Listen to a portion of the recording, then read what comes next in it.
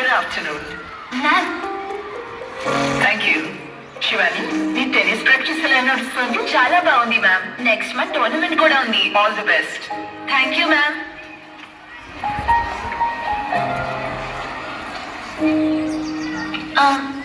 Ma'am, మీతో ఒక మాట. ప్రశ్నలు అడిగిన వారు స్టూడెంట్సే కాదు. అడుగు.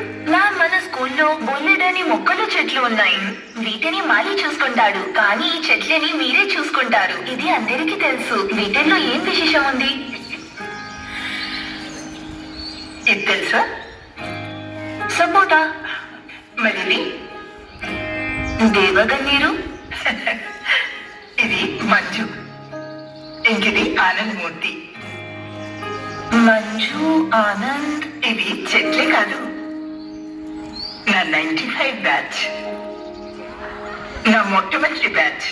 వాళ్ళకి నేను చదువు నేర్పాను, వాళ్ళు నన్ను టీచర్గా తయారు చేశారు.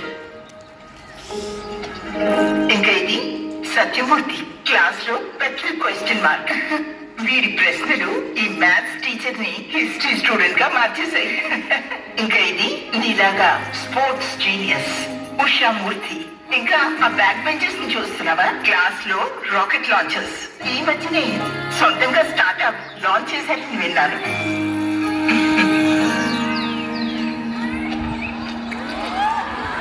బాబాయ్, కానీ ఈ చెట్లకి ఈ 95 బ్యాచ్ కి ఏంటి కనెక్షన్? ఆ బ్యాచ్ పాస్ అయి వెళ్తున్నప్పుడు అందరూ తమ తమ పేర్లతో ఒక్కొక్క ముక్క మ్యామ్ కి గిఫ్ట్ చేశారు.